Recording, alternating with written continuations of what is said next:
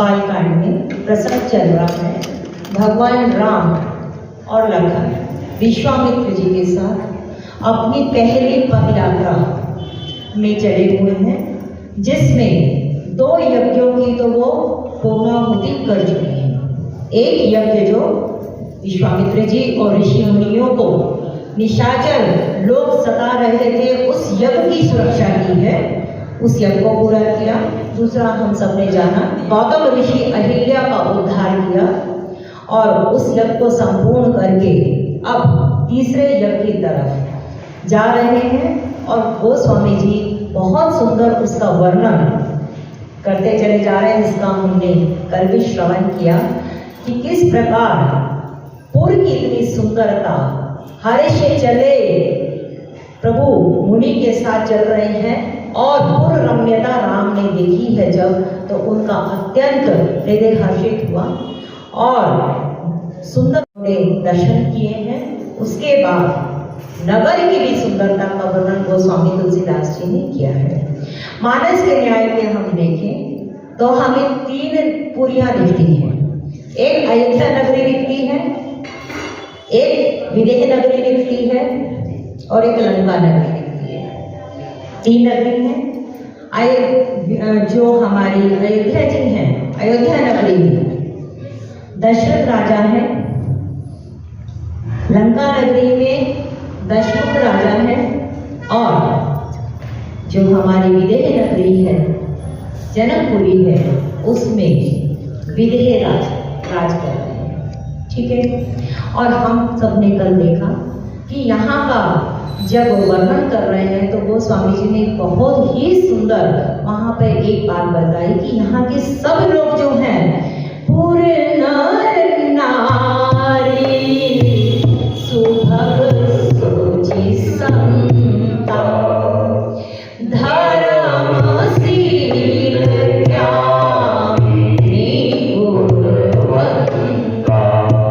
विदेह नगरी होने के कारण विदेह नगरी क्यों कहा जाता है कि एक बार जब वशिष्ठ जी ने थोड़ा सा कुपित होकर नेमी वंश में नेमी को जब श्राप दिया था, तो उस श्राप के बाद क्योंकि उनका कोई पुत्र नहीं था, तो उनके शरीर को जब मथ के वंशावली को आगे बढ़ाने के लिए पुत्र उत्पन्न किया, तो क्योंकि मथने से वो पुत्र उत्पन्न हुआ है, इसीलिए वहां उसको मिथिला नगरी कहा गया।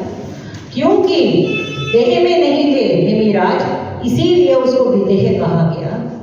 और यहाँ पर मिथिला नगरी का एक तो नाम है जनकपुरी, एक है मिथिला नगरी, एक है विदेह नगरी और एक इसको तिरहुतपुर भी कहते हैं।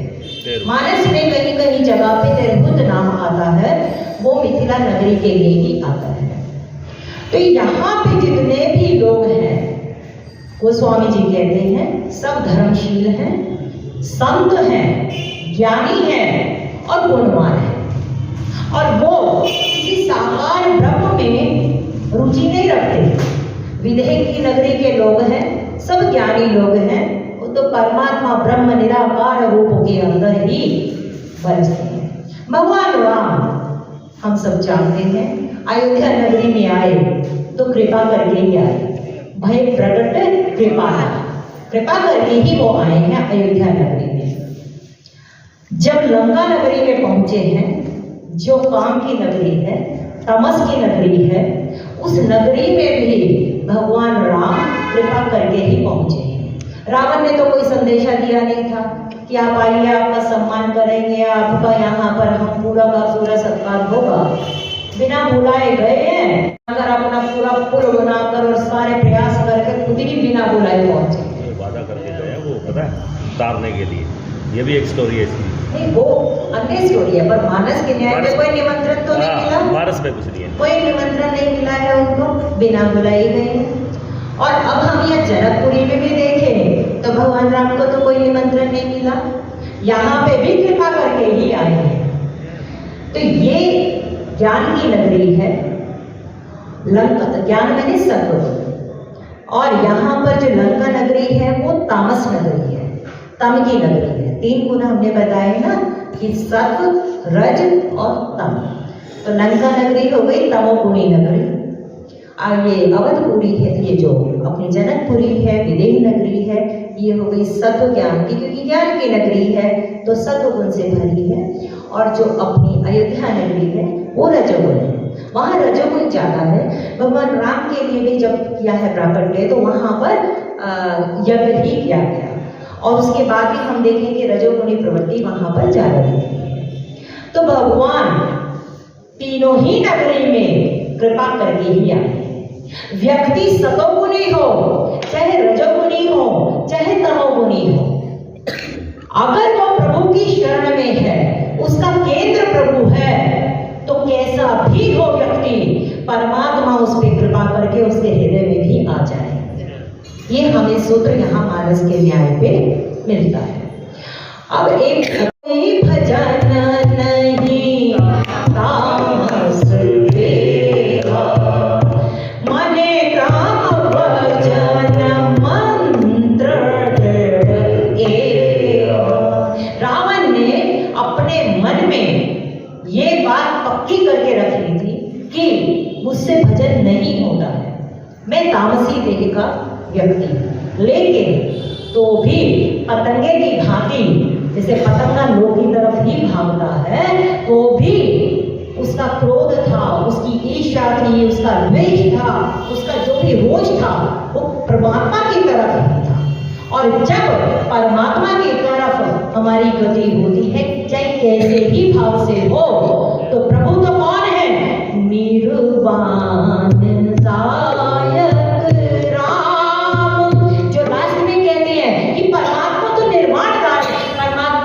किसी को मारा नहीं है, हमेशा सबको तारा है।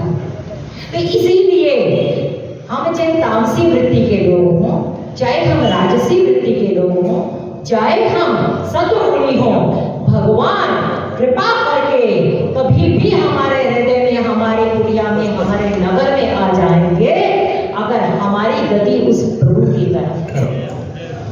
तो हमने जाना कि अवधपुरी में भी कृपा करी, जनकपुरी में भी कृपा करी और लंकापुरी में भी कृपा करी।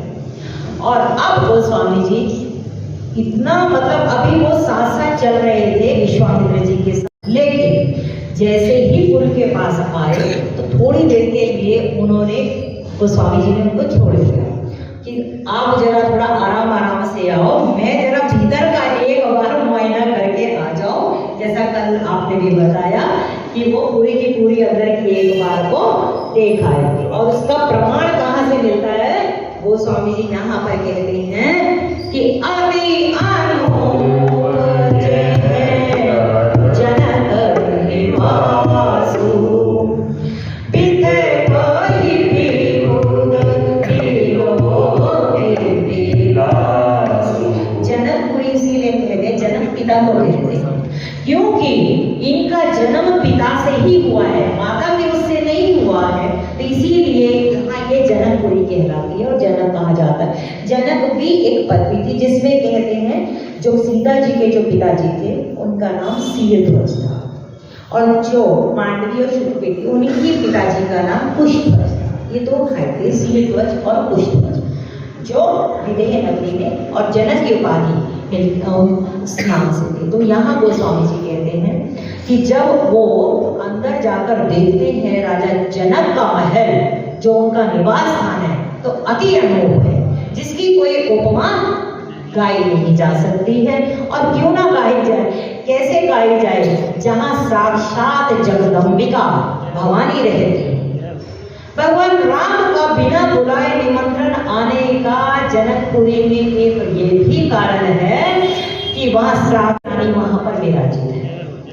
जहां भक्ति बहती होगी तो वहां पर भगवान अपने आप ही दौड़े चले जाएंगे, निमंत्रण देने की जरूरत है।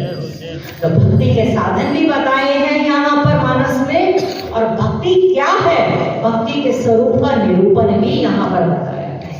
अपने हृदय में भी हमें राम को लाना है। देखो जीवन की यात्रा तो तभी पूर्ण होगी ना कि जब हृदय में भी हमारे राम आ जाए। अभी तक जनक राज जी भी ब्रह्मानंद में, परमानंद में तो आनंद में थे, लेकिन जैसे ही राम को देखा है इनही बिलोकत अति अनुरागा परवश ब्रह्म सुख ही मन त्यागा। परवश ब्रह्म का जो सुख ले रहा था, ये मन भीतर ही भीतर आनंद जो ले रहा था, उसको उन्होंने त्यागा कि नहीं, साक्षात जो मेरे सामने यहाँ पर प्रभु है, पता नहीं क्यों मेरे हृदय में इनके प्रति प्रेम और अनुराग बढ़ता चला जा रहा है। तो जहां भक्ति रानी होगी वहां पर परमात्मा अपने आप ही कृपा करते चले आए। अब भक्ति रानी कैसे आए कि पीछे पीछे प्रभु दौड़े आए, तो उसके लिए हम अरण्य कांड का भी पारायण कर सकते हैं, हम लोग उत्तरकांड का भी पारायण कर सकते हैं, और वहां सब साधन बताए।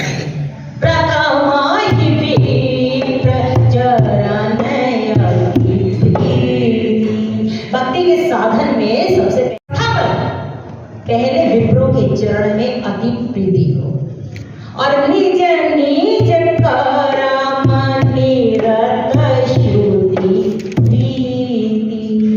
दूसरा साधन बताया है कि अपना जो भी हमारा स्वधर्म है, हमारा अपना निज निज कर्म है, उसमें हम रहें। अगर हम उस कार्य में भी अपना करते रहेंगे तो हमें कुछ करने की जरूरत नहीं, परमात्मा स्वयं ही दौड़े चले आएंगे। शबरी जी ने भगवान राम की कौन सी पूजा करी? कोई पूजा नहीं करी है।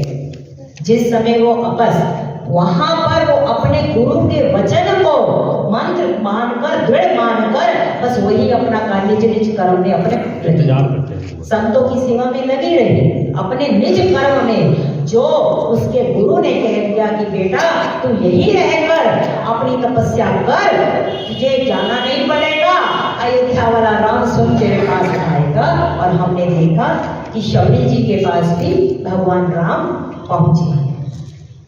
गीधराज जिन्होंने ये देखा कि हमारी एक नारी, वो पहचान पहले तो नहीं पाए थे, लेकिन बाद में देखा कि अरे ये तो अयोध्यापति दशरथ जी की पुत्रवधू है जिसको रावण लिए जा रहा है। और जो इस सुग्रीव जैसे थे तो कुछ बोले भी नहीं, लेकिन उस गीधराज पक्षी ने हमारी भारतीय नारी की अस्मिता बचाने के लिए उस रावण से जब युद्ध करा, वो भी तो उसका एक स्वधर्म था कि किसी नारी की रक्षा करना मेरा स्वधर्म है, चाहे उसकी क्षमता थी या नहीं थी, अपना प्रामाणिक प्रयास उसने करा। तो उसका जो स्वधर्म, गीधराज के गीध अधम खग आमिष भोगी, लेकिन अपने स्वधर्म पे टिका रहा कि मेरा ये धर्म है कि कोई भी यहाँ पर भारतीय नारी की अस्मिता को अगर कोई करता उसकी रक्षा करने का मुझ पर भार है। परमात्मा उसकी बस बिना बुलाए गए, अरे बिना बुलाए क्या गए, उनको पिता की उपाधि दी। अपने पिता क्या तो संस्कार कर नहीं पाए, लेकिन वहां पर उन्होंने अपने पिता के समान उनको मानकर उनका संस्कार किया। परमात्मा के प्रति अगर हमारा स्नेह और परमात्मा के दिए हुए या जहां हमारा स्वाभाविक स्वधर्म है उसमें भी अगर हम रत रहते हैं, परमात्मा को बुलाना नहीं पड़ता, वो स्वयं ही आते हैं। क्योंकि भागवत के न्याय से 14 तत्व इस पूरी प्रकृति के अंदर सीसीटीवी लगाए हमारे प्रत्येक कर्म को देख रहे हैं कि हम क्या कर रहे हैं। हम सोचते हैं ना कि हमारे को कोई नहीं देख रहा है, लेकिन सावधान, आप सीसीटीवी कैमरे की नजर में हैं। इतना अगर हमारे मन में पक्का बैठ जाए कि हर कोई हमें देख रहा है ऊपर से, और एक एक क्षण के हमारे कर्म को, मन और वचन और कर्म को कोई रिकॉर्ड कर रहा है, जिसका हमें बाद में देना पड़ेगा हिसाब, तो अपने आप ही हमसे कुछ ऐसे गलत काम नहीं होंगे। गीता के 18वें अध्याय में बहुत सुंदर अर्जुन को भगवान कृष्ण बोलते हैं, हे अर्जुन, परमात्मा ने ये समस्त जगत परमात्मा का बनाया हुआ है और परमात्मा ही इस जगत में समाया हुआ है। व्यक्ति अपने नियत कर्म को श्रुति के अनुसार अगर पालन करता है, उसको कुछ करने का काम नहीं, वो परम पद को प्राप्त कर जाएगा। यहाँ पर प्रामाणिकता से अगर हम अपने स्वधर्म का पालन करते हैं, और अपने स्वधर्म का पालन आपको खुद को ही पता है कि स्वधर्म क्या है। हमारी जिम्मे जो जिम्मेदारियां आई हैं स्वाभाविक रूप में, वो हमारा स्वधर्म है।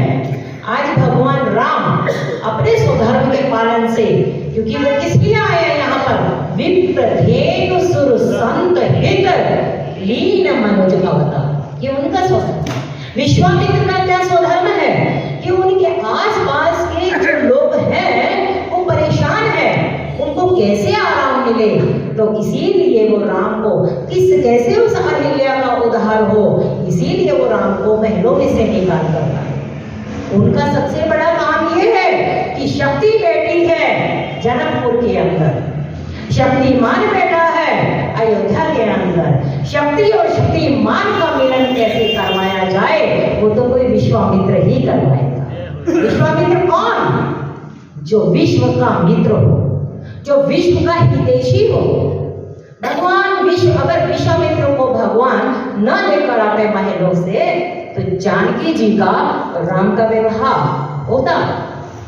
निमंत्रण दशरथ जी को नहीं गया था, ये तो बिना बुलाए आए। और अभी भी आगे तो चौपाई आएगी, उसमें क्या कहा गया है कि विश्वामित्र आए हैं, विश्वामित्र महामुनि आए, समाचार मिथिलापति पाए।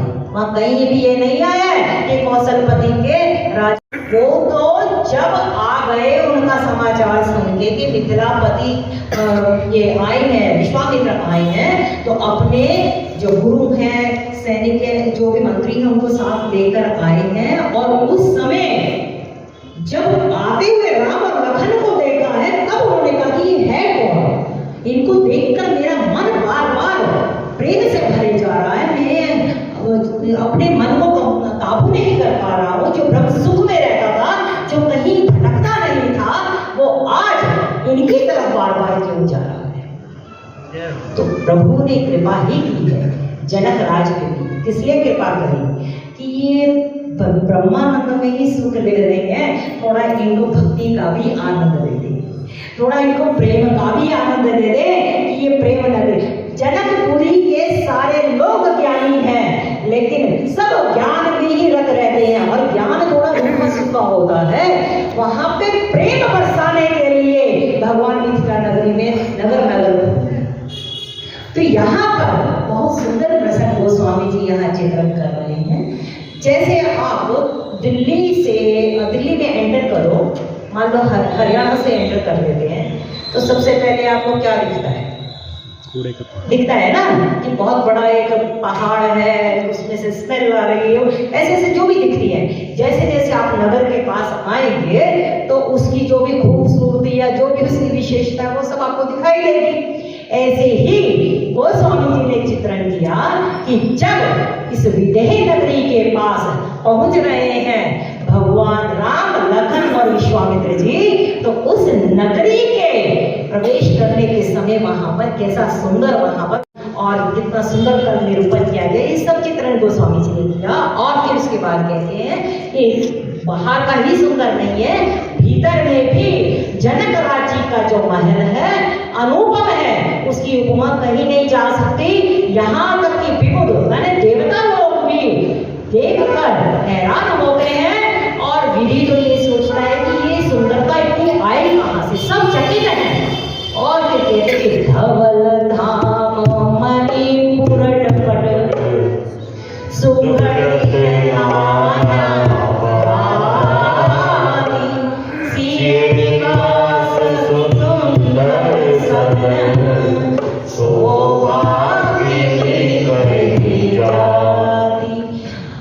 कहते हैं कि जनक जी का तो महल अति सुंदर है ही, अनुपम है ही, लेकिन धवल धाम, धवल मैंने कहते हैं उज्जवल, सफेद सफेद कलर उसका जो महल है, सुंदर महल किसका है? सीए निवास, सीता जी का यहाँ पर निवास अत्यंत सुंदर और धवल रूप में दिखाया। धवल किसका होता है? जो सत्व गुण होता है ना, सात्विक जो गुण होता है उसका रंग होता है सफेद। शांति का प्रतीक भी सफेद, और शांति का प्रतीक भी है, ज्ञान का भी प्रतीक है। जो सफेद लोग होंगे ना वो बेसिकली वो सन्यासी नहीं होते, सन्यासी का अलग रंग होता है, वैरागी होगा उसका दूसरा कलर होता है। जो ये लोग होते हैं ना सफेद, वो वैरागी कलर, ये जो सफेद कलर पहनते हैं वो वैरागी लोग पहनते हैं। तो यहाँ पर वो स्वामी जी कहते हैं और जहाँ भक्ति खुद रहती हो तो वहां तो काला रंग हो ही नहीं सकता, वहां तो उज्ज्वलता ही रहेगी। तो यहाँ कह रहे हैं कि उनका धवल धाम मणियों से सुंदर जड़े हुए पट मैंने दरवाजे, उज्जवल महलों में सुंदर रीति से मणि जड़ित सोने की जड़ी के पर्दे लगे हैं। सुंदर महल है और ऐसे सीता के सुंदर महल की शोभा का वर्णन मैं नहीं कर सकता और कर ही नहीं सकते। जहाँ स्वयं भक्ति निवास करती हो उसकी महिमा कौन गा सकता है? ये तो महल की बात है, जिसके हृदय में भक्ति आ जाती है उसको भी कितनी सुंदरता। गोस्वामी जी ने अरण्य कांड में बोला है माँ शबरी को, शबरी जी कोई बहुत यंग तो थी नहीं, बूढ़ी थी, और क्या कहते हैं कि सुनो भामिनी, भामिनी बोल रहे हैं। और भामिनी साहित्य में एक बहुत सुंदर नारी के लिए बात है। मानव के भक्ति करना, यहाँ पर जिसके हृदय में भक्ति होगी वो सुंदर भी होगा, वो धवल भी होगा और उसका वर्णन कोई कर भी नहीं सकता है। वो स्वामी जी कहते हैं कि सीता जी का निवास, और इससे पक्का हो गया कि जनक जी का महल अलग है और जानकी जी का निवास अलग है। कुछ कुछ जगहों पे बोला है कि साथ रहते हैं, मिला हुआ है, लेकिन हम मानस के, क्योंकि मानस की शरण में हम बैठे हैं तो हमें तो जो मानस में दिख रहा है हम तो वही गान करें। यहाँ गोस्वामी जी कहते हैं कि सीता जी के रहने का जो महल है अधिक सुंदर है, उसकी शोभा वर्णन नहीं की जा सकती। अब गोस्वामी जी थोड़ा सा और आगे नगर में चलते हैं तो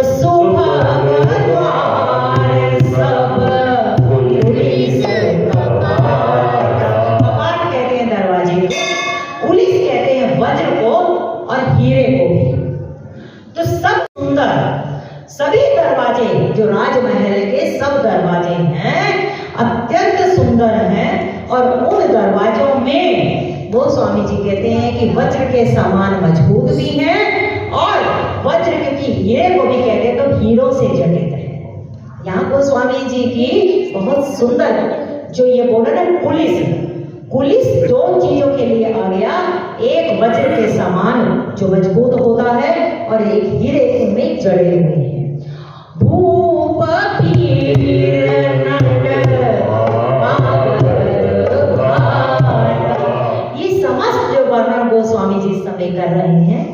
यह नगरी में ये जनक राज जी के ऐश्वर्य का वर्णन कर रहे हैं कि क्या ऐश्वर्य है वहां पर जनक राज जी का, कि वहां पर उनके दरवाजों के जो वो हैं वो भी हीरो से जटित हैं, और उन द्वारों पे जो बड़े बड़े राजा हैं, नट हम जानते हैं जो रस्सियों पे चलते नाच गाना और कला करते हैं, नट मागध और भाट जो गुणगान के लिए राजाओं के द्वारा उनकी भीड़ लगी हुई है। कोई राजा आए हैं द्वीप से, तो राजा जनक जी से कुछ वार्ता करने के लिए, कुछ उनको भेंट देने के लिए। और हम सब जानते हैं कि जिस समय अभी ये प्रवेश कर रहे हैं उस समय सीता स्वयंवर की सब तैयारियां वहां पर की गई हैं, क्योंकि सीता स्वयंवर का वहां पर माहौल बना हुआ है।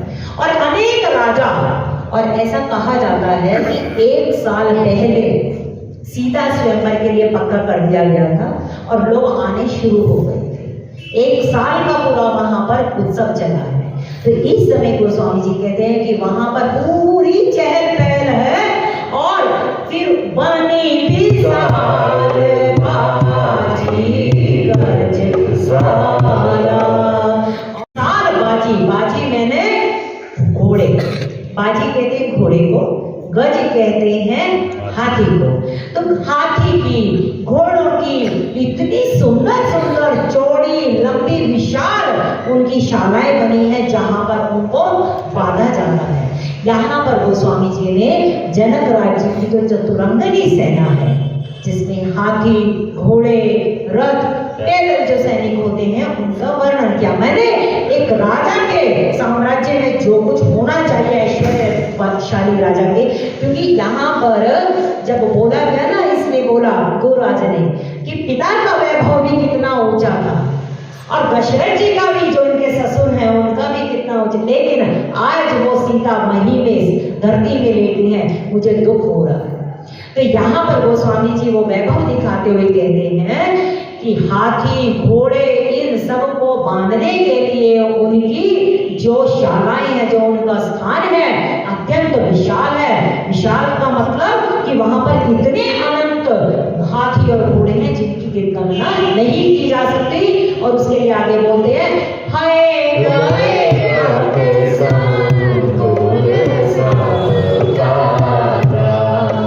अब इधर तो बाजी कहा, और यहाँ पर अगली ही लाइन के अंदर है भी घोड़े को कहा जाता है। किसी को अगर प्रायवाची शब्द भी अगर सीखने हो तो भी मानस का पारायण करें।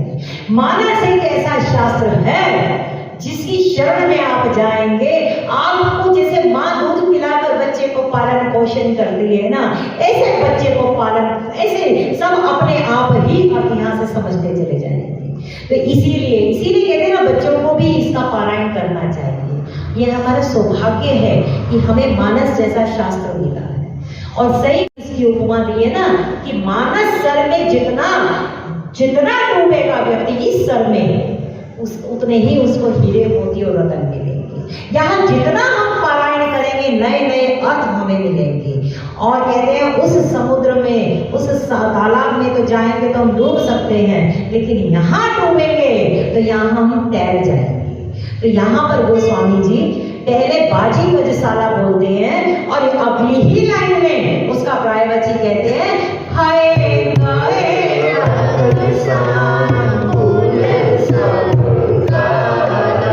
बाजी और है मैंने घोड़े, गज और गए हाथी, ये दोनों में ही आप देखिए अगर तो दोनों में ही प्रायवाची शब्द साथ में दिए हैं। और यहाँ पर अश्व, हाथी, रथ इतने भरे पड़े हैं, और सब काल में, ऐसा नहीं कि किसी समय खाली रहती है वो शाला, हर समय ही वहां पर वो भरी रहती है। संकुल में इकट्ठी रहती है, वहां पर हर समय वो शालाएं भरी रहती हैं।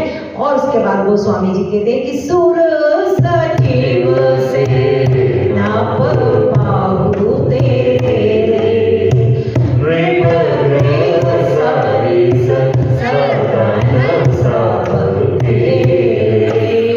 सूर मैंने शूरवीर, सचिव मैंने जो मंत्री है, और सेना को मैंने सेनापति। बहुत से शूरवीर हैं, बहुत मंत्री हैं, और और उनके ग्रह भी जो हैं वो भी निप ग्रह है। मैंने राजा का जैसा महल है ऐसा ही राजा के महल के समान इन सबके घर भी है। ऐसा नहीं है कि बस अपना यहाँ पर बन जाए, यहाँ पर सबके घर उसी के समान के भी वैसे घर है जैसे राजा। ये विशेषता रावण में भी थी। रावण ने भी अपने लोगों को खूब संपदा दे रखी और जिस समय उन लोगों जब युद्ध होना शुरू हुआ तो उस समय अब वो सब समझ रहे थे कि इसको समझा के हार चुके हैं और ये फिर भी पंगा लिए जा रहे हैं और हम लोगों की मृत्यु निश्चित है। तो अब वो वहां से भागने लगे युद्ध के मैदान से। तो फिर रावण डांट लगाता है उनको कि जिस समय तो मजे ले रहे थे उस समय तो खूब मजे लिए मेरे साथ, मैंने तुम्हें किस चीज की कमी छोड़ी? खाने पीने को चाहिए भले मरने के टाइम में भाग रहे हो। हाँ, ये उसने उदाहरण दिया है कि अब अगर तुम युद्ध में नहीं हुए तो मैं तुम्हें मारूंगा। वहां पर ये बात आई है। तो इस तरीके से रावण ने भी अपने जो लोग थे वहां के निवासी उनको भी कमी नहीं छोड़ी हुई थी। लेकिन गोस्वामी जी कहते हैं कि यहाँ पर भी जनक राज्य में बहुत ही उदार हृदय से अपने ही जितने सचिव थे, सैनिक थे, सेनापति थे, शूरवीर थे, उन सबको भी अपने ही समान इतना माला माल किया हुआ था कि उनके ग्रह भी राजमहल के समान ही प्रतीत हो गए हैं। ऐसा गोस्वामी जी अकेले ही दर्शन कर रहे हैं। इस समय राम लखन विश्वामित्र जी नहीं है, वो पीछे धीरे धीरे आ रहे हैं। यहाँ गोस्वामी जी की चेतना भीतर प्रवेश कर चुकी है और जनकपुरी का पूरा निरीक्षण कर रही है और हमें आनंद दिलवा रही है। तो यहाँ पर फिर कहते हैं गोस्वामी जी जब ये पूरा निरीक्षण कर लिया तो फिर दोबारा वहीं पर पुर के बाहर पहुंच गए। तो पुर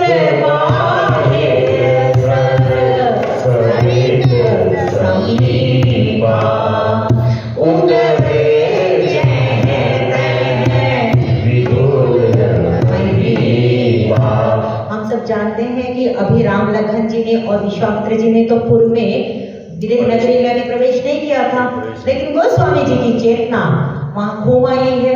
तो अब वो वापिस राम लखन जी के पास माहौल देखते हुए कहते हैं कि पुर के बाहर सरोवर सरिता के समीप ही इतने जो विपुल महल, मैंने कितने राजाओं ने वहां पे डेरा डाला था। डेरा वहां किस लिए डाला था?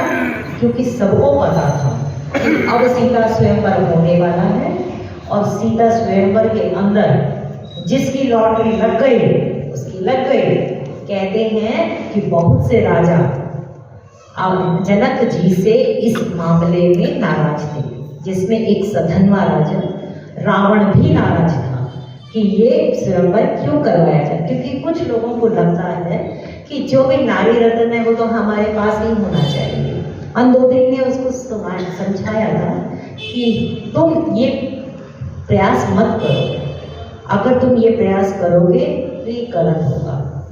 अद्भुत रामायण में ऐसा माना जाता है, ऐसी कथा आती है कि सीता जी जो है वो रावण की ही बेटी थी। उसकी कथा थोड़ा समय कल हम उसके बारे में चर्चा कर लेंगे। तो यहाँ पर जगह जगह के द्वीप के जो भूपति थे सब अपना भाग्य देखने के लिए या भाग्य अपना आजमाने के लिए आज जनकपुर के यहाँ पे प्रवेश किए हुए हैं कि जैसे ही मौका लगेगा हम भी यहाँ पर स्वयंवर के अंदर अपना बल प्रदर्शित करके धनुष को तोड़ के और हम सीता को ब्याह देंगे। तो गोस्वामी जी कहते हैं कि वो उन राजा लोगों को पुर के बाहर ही, जैसे प्रयागराज में जब कुंभ होता है तो हम सब जानते हैं ना कि टेंट लग जाते हैं बड़े बड़े, कोई डिलक्स टेंट होता है, कोई कैसा टेंट होता है, ऐसे ही सारे के सारे टेंट राजाओं ने अपनी क्षमता के अनुसार पुर के अवधपुरी जनकपुरी के बाहर सबने लगा रखे हैं। वो स्वामी जी कहते हैं कि देखी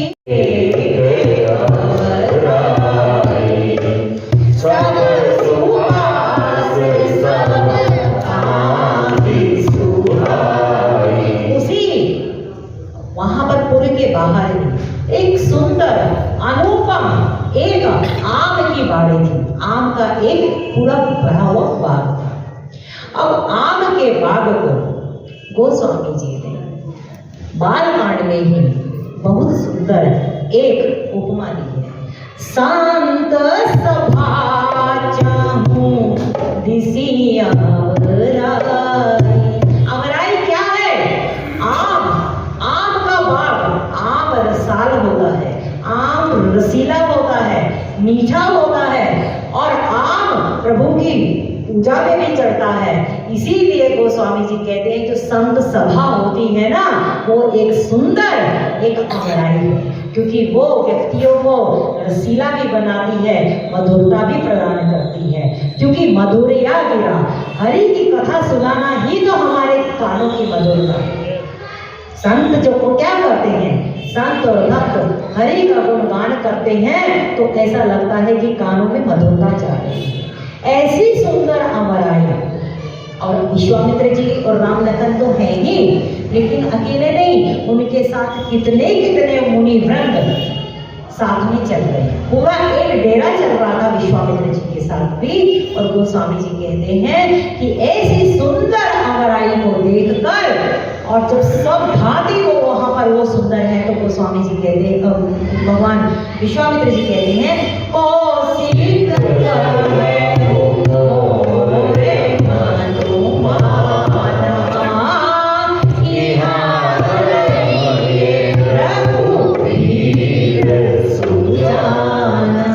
देखो, हमने पहले भी कहा वशिष्ठ जी ने नामकरण किया था राम, विश्वामित्र जी ने भगवान राम का नामकरण जो किया है वो रघुवीर है।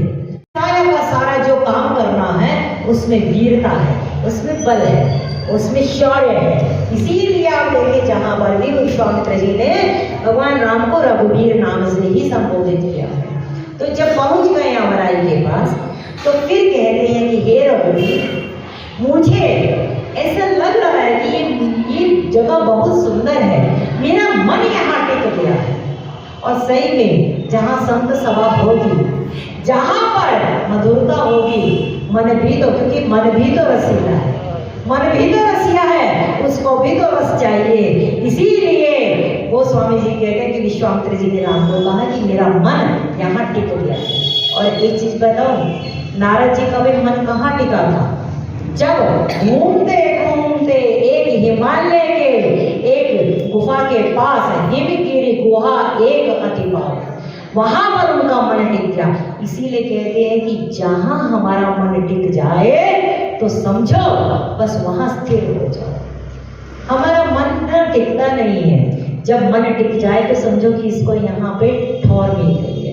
एक कथा आती है ना कि जब उसको जो कोलंबस था वो पृथ्वी को जब उसकी थाह लेने के लिए चला है, तो जब चला वहां से तो उसने अपने जहाज में बहुत सामान रखा, खाने का, पीने का, हर चीज का रखा। चलते चलते महीनों बीत गए, राशन खत्म होने पर आ गया, अथाह समुद्र का कोई पार नहीं दिख पा रहा है। अपने साथ वो कुछ पक्षियों को भी लेकर चला था कि पक्षियों को उड़ाएंगे, अगर वो उड़ गए और फिर वापिस आ गए तो इसका मतलब उनको जमीन नहीं मिली। ऐसे करते करते अब कुछ ही दिनों का भोजन रह गया। उनको लगा कि अब तो बस खत्म होने वाला मामला, भोजन ही नहीं रहेगा तो हम कहाँ, अब तो हमारा प्राणांत तो होगा। रोज यही प्रक्रिया रहती थी कि एक दिन जब पक्षियों को उड़ाया गया तो वो पक्षी गए और वापिस नहीं आए। और उस दिन उन्होंने बहुत खुशी मनाई। संत ऐसा उठा के मन रूपी पक्षी भी बाहर जाता है, फिर दौड़ के आता है, फिर जाता है, भटक रहा है ना, अभी मैं यहाँ जाऊँ, मैं वहां जाऊं, इसको कोई था नहीं हो रही है, फिर वापस आता है। लेकिन जब जिस दिन ये मन कहीं टिक जाए, कहीं टिक जाए, प्रभु के चरणों में टिक जाए, प्रभु की माधुर्य में टिक जाए, प्रभु के नेत्रों में टिक जाए, किसी शास्त्र की चौपाई में टिक जाए, सतपंच चौपाई मनोहर जानी जो नर उर धरे। मन को हरने वाली कोई चौपाई, ये मन रूपी मच्छी जहां टिक जाए तो समझ लेना कि तुम्हारी भी मंजिल वहां आ गई है, तुम्हें भी थाम मिल जाएगी।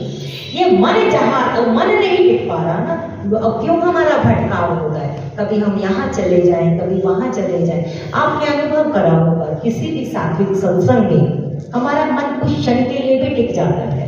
वो क्यों टिक जाता है? क्योंकि उसको कुछ वहां से मिल रहा है, उसको कुछ आधार मिल रहा है। और अगर जहां भी कि कभी कीर्तन में टिक रहा हो, कभी हमारी कथक वार्ता में टिक रहा हो, किसी के सानिध्य में बैठकर टिक रहा हो, पाठ करते करते टिक रहा हो, तो समझे कि हमारे लिए वही हमारा सत्संग है। जहां मन ना टिक रहा हो तो इसका मतलब अभी हमारे मन को आधार नहीं मिला।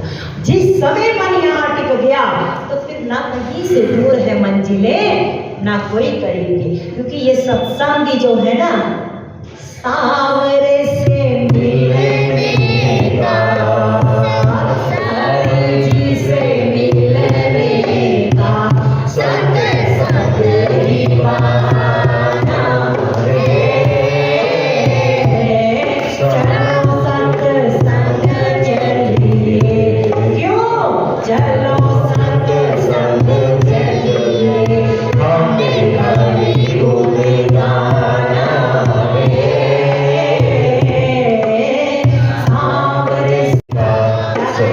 संग ही बहाना है।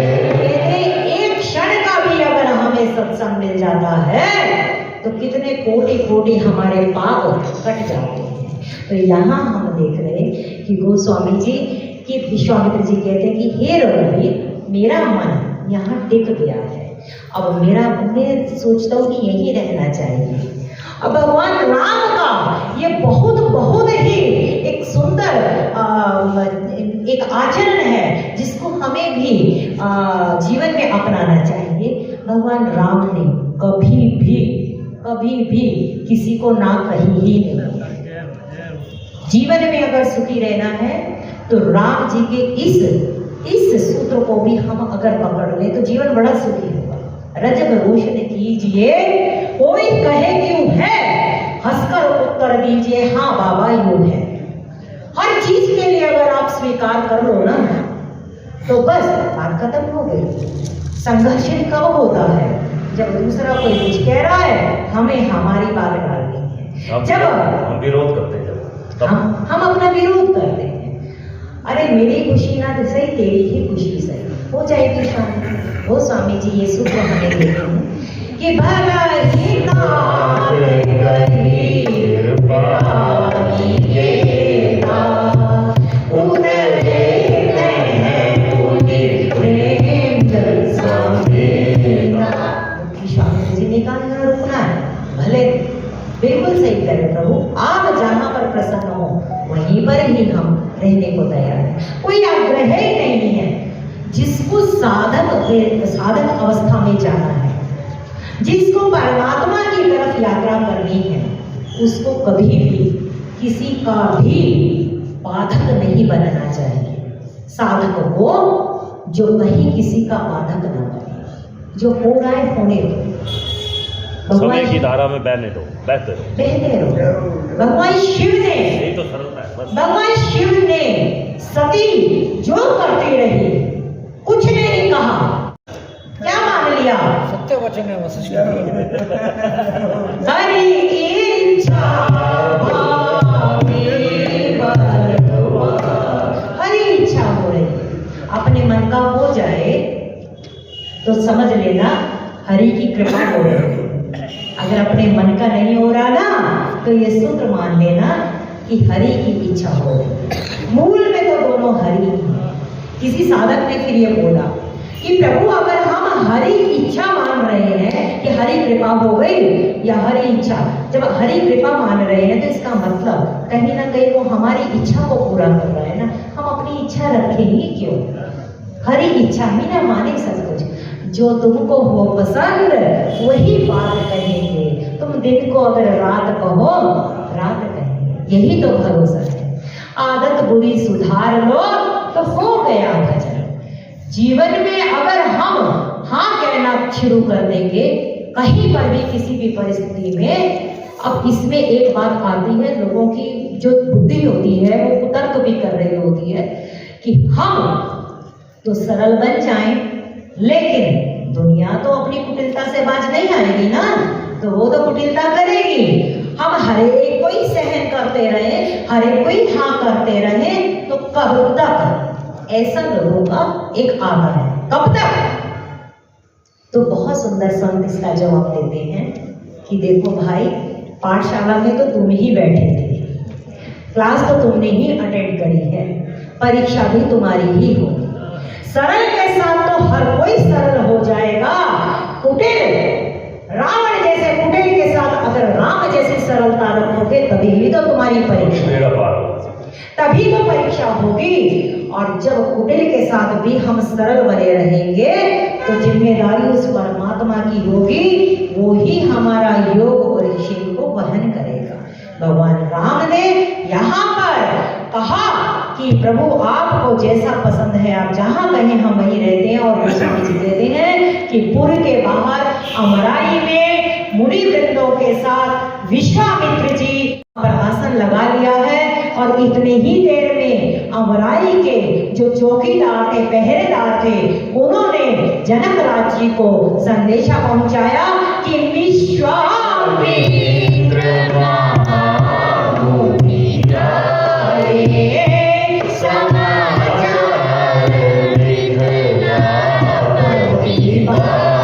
संदेशा दिया है कि विश्वामित्र महामुनि आए हैं। और मिथिला जी जैसे ही मिथिलापति जैसे ही समाचार मिलता है वो भगवान विश्वामित्र जी के पास आते हैं। गोस्वामी जी कहते हैं संग सचिव सुचि भूरि भट भूसर बल गुरु ज्ञान चले मिलन विनायक ही मुदित भाव नहीं भाग। तो मिथिलापति का विश्वामित्र जी का कैसे आपस में अब जो संयोग हुआ और वार्तालाप हुई उसका कुछ वर्णन कल किया जाएगा। पवन तनय संकट हरण मंगलम गुरु राम लखन सीता सहित जय बसहु सुरभूप। सियावर रामचंद्र प्रिय हो, रघुवीर रामचंद्र प्रिय हो। सो हरे